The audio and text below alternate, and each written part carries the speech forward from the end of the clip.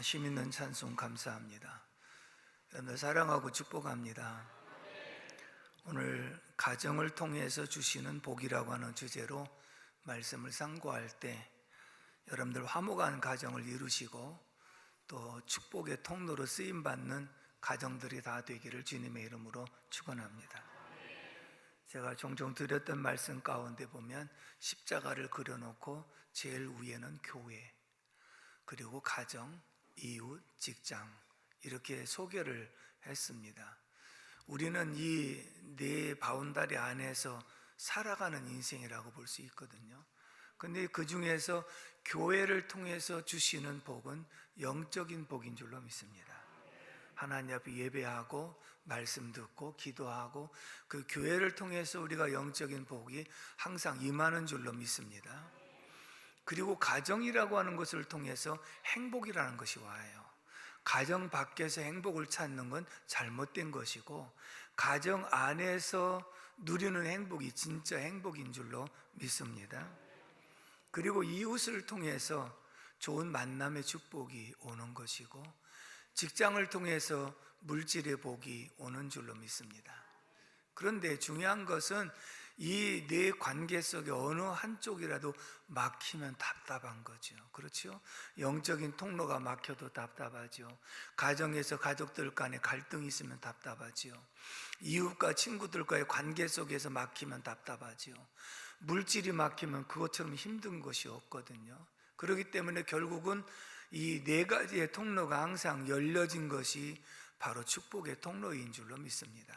그건 이 축복의 통로가 항상 열린 상태가 돼야 되는데 중요한 것은 무엇이냐면 그 가운데 이제 가정을 통해서 주시는 그 축복이 무엇이고 왜 중요한 것인가 하는 것을 생각해 보려고 하는데 자녀들을 평가할 때 때로는 젊은이들을 평가할 때 참 사람 됨됨이가 됐더라, 가정교육을 참 잘 받은 것 같더라 이렇게 말을 하거든요. 그 얘기는 사회에서 다른 사람들이 그 사람을 인정할 때 가정교육을 잘 받았더라, 그리고 사람이 됨됨이가 됐더라 하는 게 가정을 통해서 오는 은혜요 복인 줄로 믿습니다. 왜냐하면 가정교육이 사회생활의 모체가 되고 가장 기본이 되기 때문에 그런 것이거든요. 그러나 이제 본인들이 원치 아니하게 어떤 좋지 않은 가정에서 태어나거나 또 중간에 잘못되거나 하면 그것 때문에 아파하고 그것 때문에 힘들어하는 경우가 있습니다. 그러면 우리가 그런 환경에서 태어났다고 해서 인생을 포기했어야 되겠습니까? 아니죠. 중요한 것은 하나님의 은혜를 받으면 그 모든 상처도 치유를 받는 줄로 믿습니다. 하나님께서 아버지가 되어주시고 교회가 우리가 참 가정 같은 교회 같은 가정 이런 모습 속에서 얼마든지 성숙한 그리스도인으로 살아갈 수 있는 줄로 믿습니다. 가정에서 배운 것은 무엇이냐면 부모 공경할 줄 아는 걸 배웠고요. 그 다음에 부모 말씀에 순종하는 것을 배웠거든요. 그랬더니 이웃 어른을 공경하는 것 다 자연스럽게 하게 되었고 그 다음에 이웃 어른들의 말씀이라면 그래도 다소곳하게 순종하려고 하는 자세를 배웠거든요. 그랬더니 사람들이 참 가정교육을 잘 받았구나, 이게 바로 사회생활의 모체가 된다는 말씀이고요. 가정에서 형제간에 형님을 또 따르고 동생을 사랑하고 이런 형제의 사랑을 배워가지고 직장에서 상사나 동료 간의 아랫사람과 관계를 잘 맺는 모습을 보면서 사회에 적응을 잘하고 인정받는 사람이 되는 줄로 믿습니다. 결국은 가정교육이 충실한 사람들은 어디 가서든지 인정을 받고 어디 가서든지 환영받는 사람이 되는 줄로 믿습니다. 그러므로 가정을 통해서 주시는 하나님의 은혜와 축복이 무엇인가? 첫 번째는 따라서 합시다. 부모님과 관계를 통하여 주시는 복. 자, 이제 가정이라는 넓은 바운다리 안에서 부모님을 통해서 우리에게 주시는 복이 있거든요. 에베소 6장 1절에서 3절 말씀을 한번 우리 같이 읽어보도록 하겠습니다. 시작. 자녀들아, 주 안에서 너의 부모에게 순종하라. 이것이 옳으니라. 내 아버지와 어머니를 공경하라. 이것은 약속 있는 첫 계명이니 이로써 내가 잘되고 땅에서 장수하리라. 아멘. 하나님께서 우리에게 부모님과의 관계 속에서 주실 그런 복을 말씀하셨는데, 자녀들아, 주 안에서 부모에게 순종하라. 따라서 합시다. 순종하라. 내 부모를 공경하라. 돌아보면 우리가 부모님 말씀에 순종하고 부모님을 공경하는 건 마땅한 일이라고 볼 수 있거든요. 그게 마땅한 일임에도 불구하고 하나님은 약속까지 주셔서 너희가 부모에게 순종하고 부모를 공경하게 되어지면 땅에서 잘되게 해주마, 그리고 장수의 복을 주마 하고 약속의 축복까지 하나님께서 우리에게 허락해 주신 줄로 믿습니다. 그렇다면 우리는 이런 축복의 약속이 없다 한다 할지라도 이렇게 부모 순종하고 부모에게 공경하는 모습이 이 사회에서도 인정받고 그리고 적응을 잘할 수 있는 사람으로 성숙하게 되는 줄로 믿습니다. 그렇다면 우리가 이 부모를 공경하고 또 부모 말씀에 순종하는 모습, 제가 이런 글을 하나 소개해 보려고 합니다.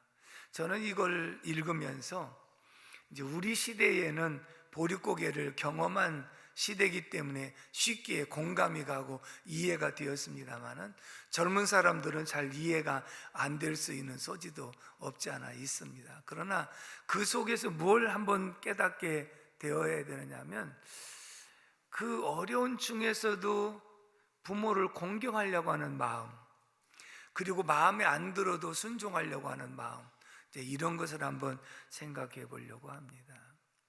초등학교 1학년짜리가 엄마가 집에 먹을 것이 없고 아파서 누워서 끙끙 앓고 계신 모습을 보았습니다. 근데 이 아이가 아무리 찾아봐도 엄마에게 뭘 갖다 드릴 것이 없는 거예요. 그래서 생각하다 못해 이웃집 보리밭으로 갔습니다. 가서 보리이삭을 잘라가지고 그것을 불을 피워놓고 불에다가 그을렸습니다. 저희 때만 해도 그런 걸 해봤거든요. 그리고 밀리삭 부벼갖고 껌 만들어 먹는다고 먹어보기도 하고. 바로 지금 시기가 보릿고개 시기예요. 보리 추수가 아직 안 됐거든요.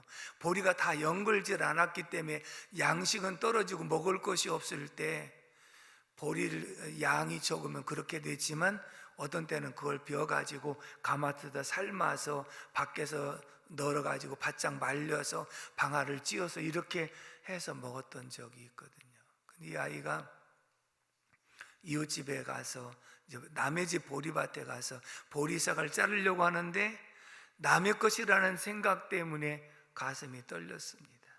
그렇지만 엄마에게 정말 잡수시게 하고 엄마를 어떻게든 일어나게 해야 되겠다는 생각 때문에 그런 걸 다 무시하고 보리싹을 많이 잘랐습니다.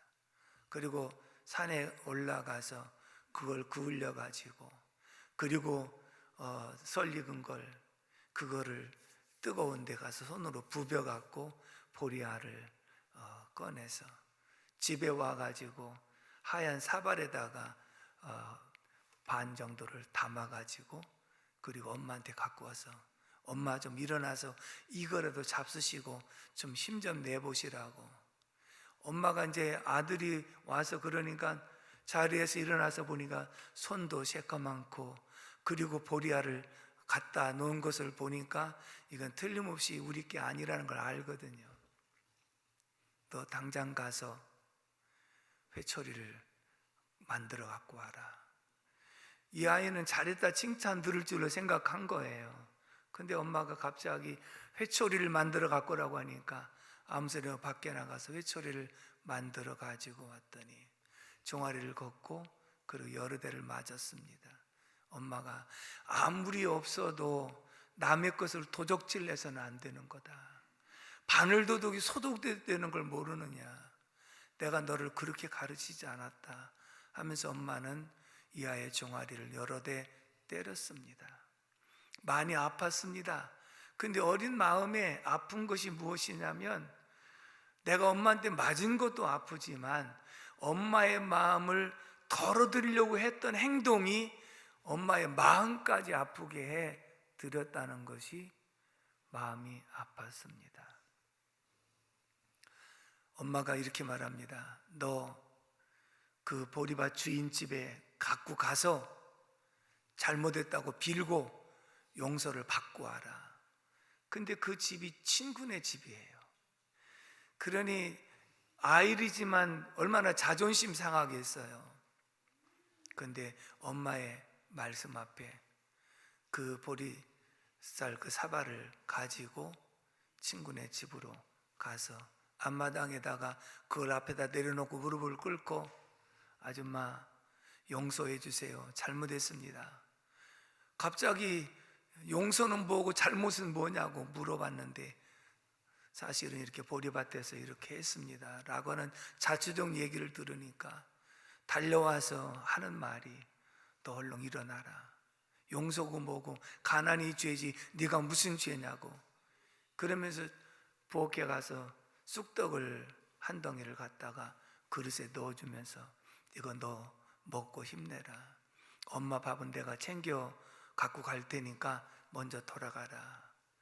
그래서 그렇게 해가지고 돌아왔습니다. 여러분, 요즘에 아이들 만약에 잘못한 걸 알고 가서 사과하고 오라고 하면 가려고 하지 않습니다. 근데 우리 때는 어른들이 죽으라면 죽는 신용까지 하면서 자랐거든요. 근데 보십시오.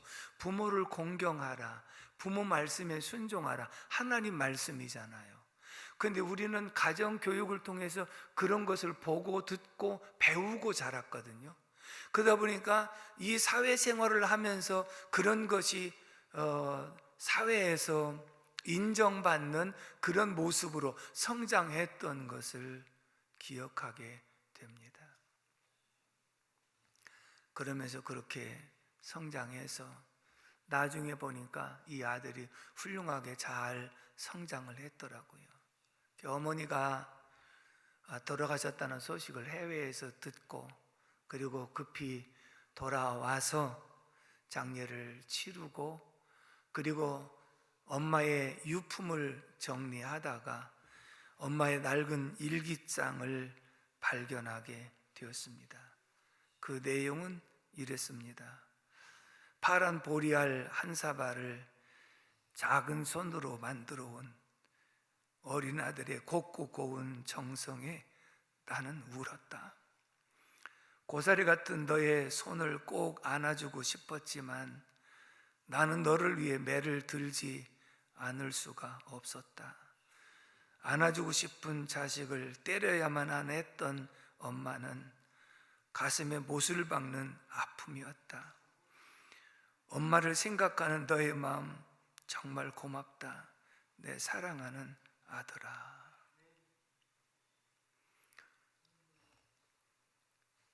엄마의 마음은 그것이었어요. 정말 이 아이의 정성이 얼마나 기특하겠어요. 그렇지만 아무리 가난하고 어려워도 너를 도둑놈으로 키우진 않았다. 진실하고 정직하게 키우려고 했던 엄마의 그 마음이었다고 하는 것을 나중에서 이 자식이 보았습니다. 결국 부모님의 자식을 향한 진실한 사랑, 자식이 잘 되라고 채찍하며 감싸 주시던 사랑, 이것이 오늘 우리 부모님의 사랑인 줄로 믿습니다. 우리가 생각할 때 나이가 들어서 결혼하면, 그리고 자식을 낳아서 길러보면 부모의 사랑을 안다고 생각합니다.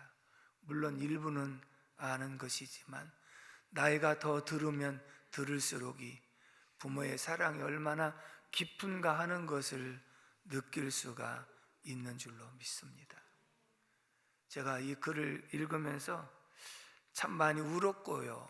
그리고 계속 이 마음의 감동이 떠나질 않아서 그렇구나, 우리의 부모님이 이런 사랑으로 우리를 키우셨구나 하는 그런 생각이 정말 이 마음속에 깊은 그런 감동이 있었습니다. 그래서 어버이 주일은 지났지만 부모님의 은혜를 생각하면서 어머니의 은혜를, 하모니카를 한번 불어보려고 하는 것은 높고 높은 하늘이란 말들 하지만 나는 높은 게 또 하나 있지. 그것은 낳으시고 기르시는 어머님의 그 은혜가 얼마나 큰가 하는 것을 한번 하모니카를 통해서 표현해 보려고 합니다.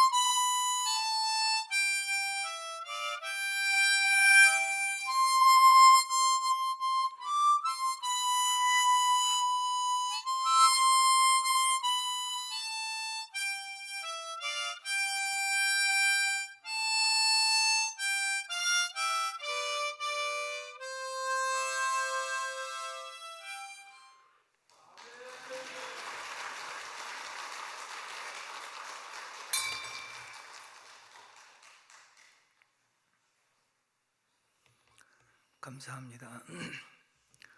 가정에 부모님을 통해서 우리에게 주신 은혜는 세상을 잘 적응해 나가고 필요로 한 사람, 있어야 될 사람으로 만들어 주시는 복인 줄로 믿습니다. 두 번째, 부부 관계를 통해서 주시는 복은 무엇일까?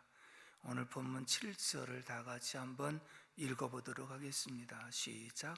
남편들아, 이와 같이 지식을 따라 너희 아내와 동거하고 그를 더 연약한 그릇이요 또 생명의 은혜를 함께 이어받을 자로 알아. 귀히 여기라. 이는 너의 기도가 막히지 아니하게 하려 함이라. 아멘.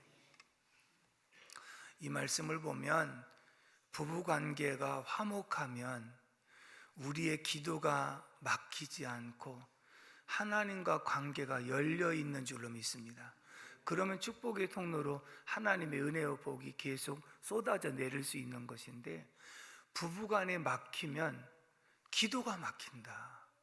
기도가 막히면 하나님의 은혜도 못 받고 복도 못 받는다. 그렇기 때문에 부부 관계가 화목해야 이런 통로가 열려서 부모를 공경할 줄도 알고 자식을 올바르게 양육할 줄 아는 관계가 된다고 하는 것을 말씀하고 있는 줄로 믿습니다. 부부간에 막히면 영적으로도 막히고 가족들과 소통이 안 되고 화목도 깨어지기 때문에 그것처럼 힘들고 어려운 일이 없는 것이거든요.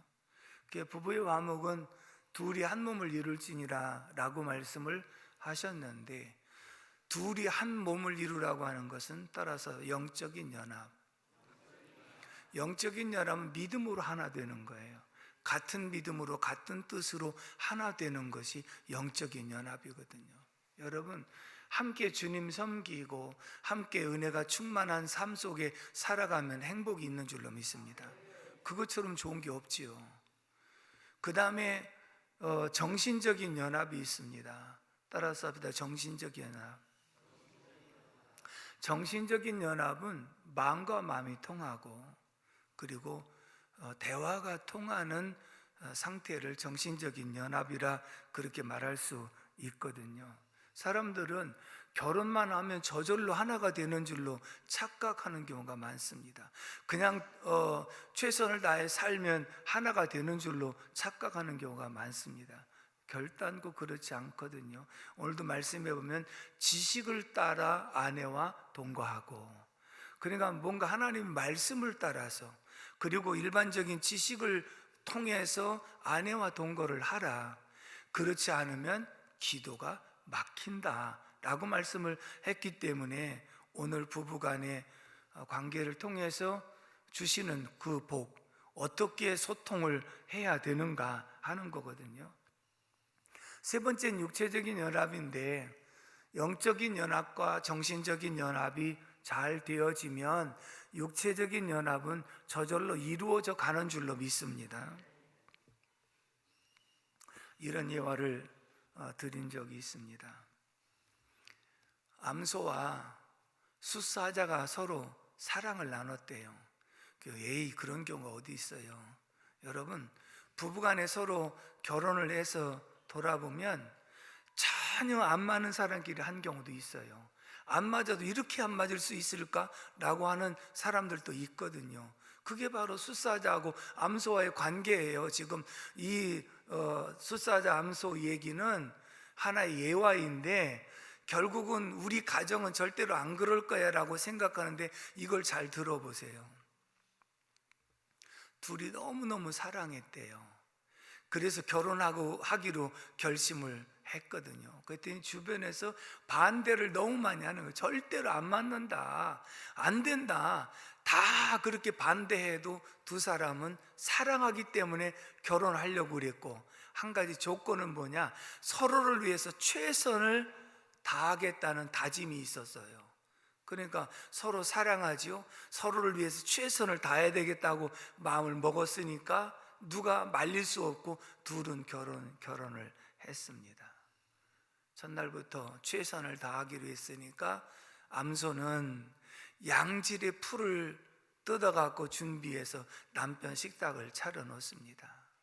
또 숫사자는 양질의 사슴 고기를 잡아갖고 좋은 부위만 골라가지고 상을 차려줍니다. 그런데 소는 도저히 그 사슴 고기를 먹을 수가 없습니다. 그렇지만 사랑하는 남편이 만들어준 것이기 때문에 먹기 싫었지만 억지로 먹었습니다. 숫사자는 도무지 풀이 마음에 안 들었지만 사랑하는 사람이 이렇게 준비해 준 거기 때문에 먹었습니다. 하루가 지나고 한 달이 지나고 1년이 지납니다. 도저히 식사 시간만 되면 마음에 안 듭니다. 너무 힘듭니다. 그렇지만 그들의 말은 무엇이냐면 우리가 상대를 위해서 최선을 다한 거예요. 그러니까 부부간에 만나가지고 서로 간에 최선을 다한다. 최선을 다하니까 그것보다 더 좋은 게 어디 있어요. 그런데 그 최선이 누구를 위한 최선인가를 생각해 보세요. 소는 소로서의 정체성과 소의 생각을 갖고 최선을 다해서 풀을 만들었고, 사자는 사자로서 최선을 다해 갖고 양질의 고기만 준비했고, 그러니까 상대를 서로를 위해서 최선을 다했는데 상대방은 하나도 행복하지 않아요.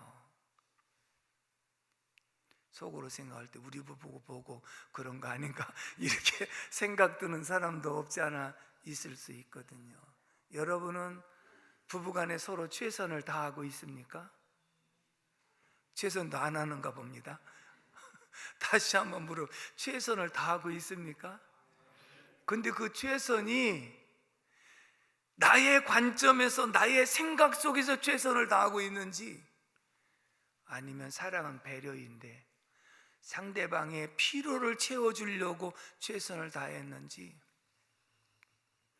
결국은 사자와 이 암소는 도저히 살 수가 없어서 헤어졌대요. 언제? 어제?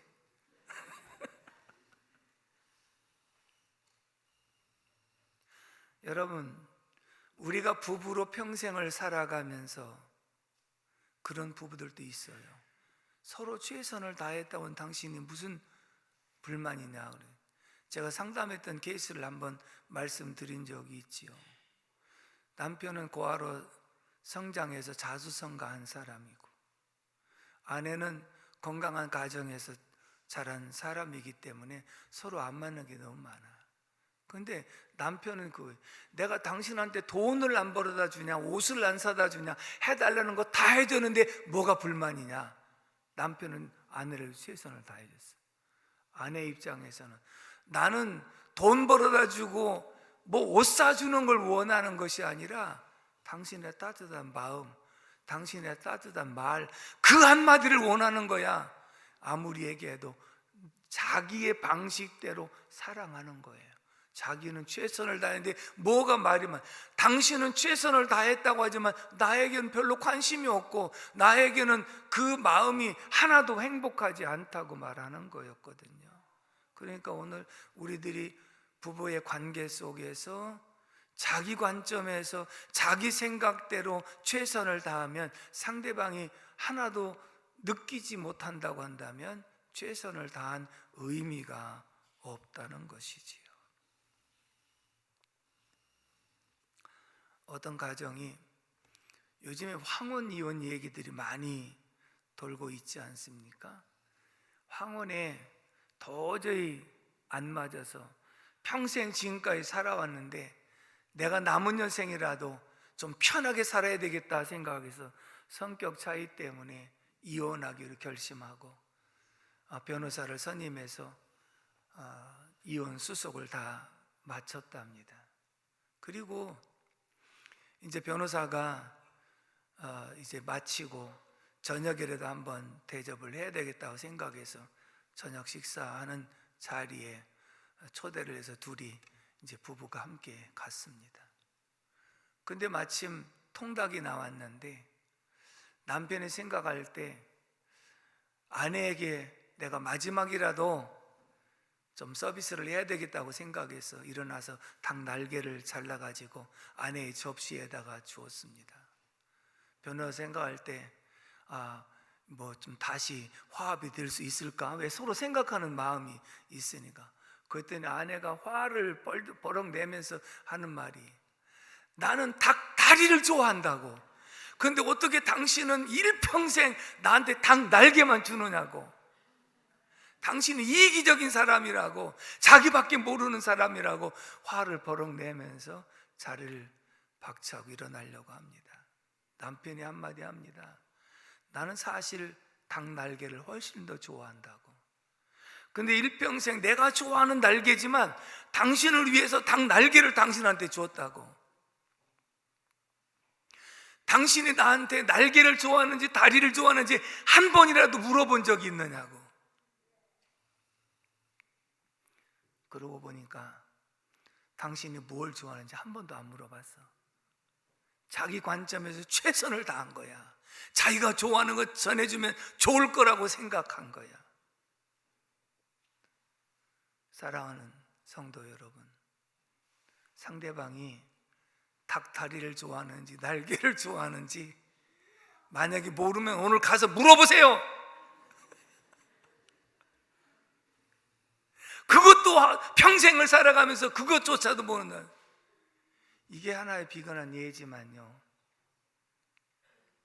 남자들이 생각할 때는 야, 이 사람아, 마음으로만 사랑하면 됐지. 내가 당신을 얼마나 사랑하고 있는데 마음으로만 사랑하면 됐지. 아내는 당신이 나를 사랑한다면 사랑한다고 말로 표현을 한번 해야 될 거 아니야. 마음으로만 사랑하고 표현을 안 해. 아내는 일평생 사랑한다는 말을 듣길 원하는데 안 하는 거야.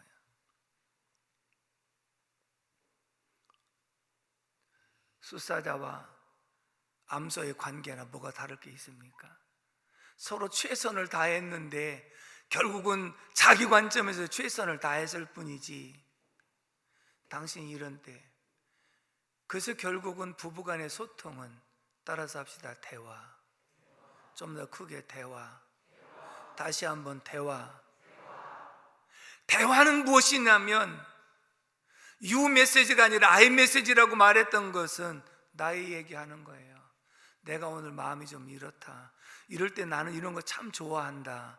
나는 이런 걸 싫어한다. 자기 말을 함으로써 상대방이 그 얘기를 듣고 아, 저 사람은 이거를 싫어하는구나, 이걸 좋아하는구나 하는 것을 알게. 그러면 상대방도 나는 이런 걸 좋아하고 이런 걸 싫어한다 그러면 벌써 싫어하는 일들이 무엇인지를 알기 때문에 안 하는 것이고, 좋아하는 걸 알기 때문에 그거 좋아하는 걸 해주려고 노력을 하는 거 아니겠습니까?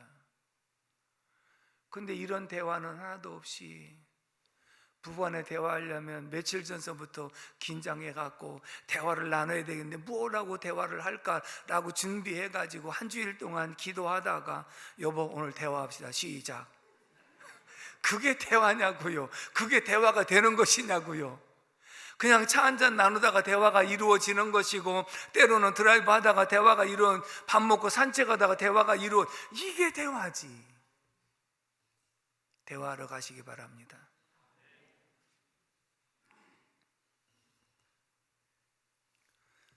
아내가 집으로 돌아갔습니다. 각자의 집으로 돌아가서 남편이 가만히 생각하니까, 그러고 보니 내가 한 번도 뭘 좋아하냐고 물어본 적이 없다는 걸 남편이 깨달았어요. 그래서 그건 너무 잘못했다는 생각이 들어서 아내한테 전화를 했습니다. 내가 당신한테 한 번도 물어보지 않아서 잘못했다고 사과하려고 전화를 했습니다. 보니까 남편 전화라서 안 받았습니다. 또 전화합니다. 이제 자꾸 안 받았습니다. 화가 나니까 전화기 배터리를 빼버렸습니다.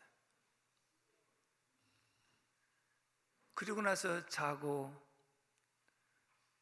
아침 일찍 잠에서 깨어가지고 아내가 생각할 때 가만히 생각하니까 그 날개를 좋아하는데 그 좋아하는 것을 한 번도 자기가 먹으려고 하지 않고 나한테 줬다는 게 고맙다는 생각이 들더래요. 그래서 남편에게 그래도 마음이라도 풀어져 있다고 생각하고 전화를 걸었더니 안 받아요. 어제 화가 안 풀렸는가 보다. 전화를 또 했어요. 안 받아요. 얼마 후에 낯선 전화가 걸려왔습니다. 아무개 씨 댁이죠. 아무개 씨가 죽었습니다.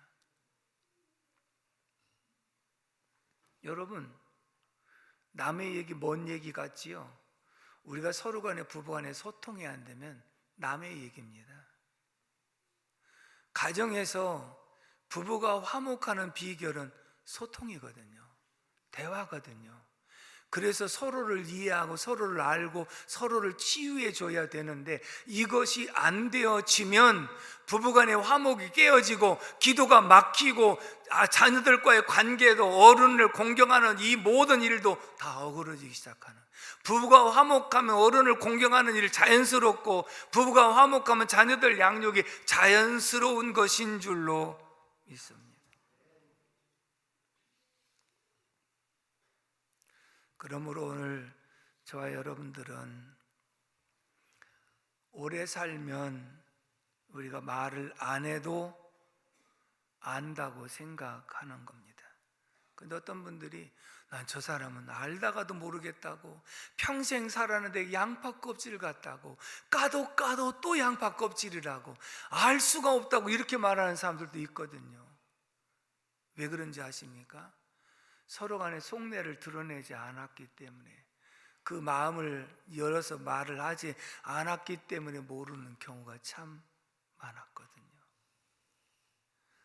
대화가 없는 가정은 숫사자와 암소의 가정같이 서로를 위해서 최선을 다하고 있지만 상대방에게는 전혀 어필이 되지 않는 가정입니다. 최선을 다했지만, 그리고 참고 살았지만 그래도 행복은 없었다는 것이거든요. 그러나 서로 간에 소통을 하면서 상대방의 기호를 분별하고, 좋아하는 것, 싫어하는 것, 필요로 한 것, 그래서 상대방을 배려하는 마음을 우리가 가지고 있다면, 그게 지식을 따라 아내와 동거하는 것이고 기도가 막히지 않는 복된 가정이 되는 줄로 믿습니다. 가정을 통해서 주시는 하나님의 복은 행복입니다. 그러므로 부모 공경과 순종을 통해서 장수의 복과 땅에서 잘 되는 복을 받으시고, 부부 화목을 통해서 소통이 잘 되어져서 항상 축복의 통로로 쓰임받는 저와 여러분들이 되기를 주님의 이름으로 축복합니다. 기도하겠습니다. 고마우신 하나님 아버지, 은혜와 사랑을 진심으로 감사를 드립니다. 오늘도 말씀 통하여, 가정을 통하여 주시는 하나님 은혜와 축복이 얼마나 소중한 것인가 하는 것을 알게 도와주시니 감사합니다. 부모를 공경할 줄 알게 하시고, 부모 말씀에 순종할 줄 알게 하여 주옵시며, 부모 공경을 통하여 주시는 땅에서 잘 되는 복, 그리고 장수하는 복을 누리게 하여 주옵시고, 부부간의 화목을 통하여 주시는 행복과, 그리고 소통이 잘 되는 복을 통하여 축복의 통로로 쓰임받는 가정들이 다 되게 하여 주옵소서.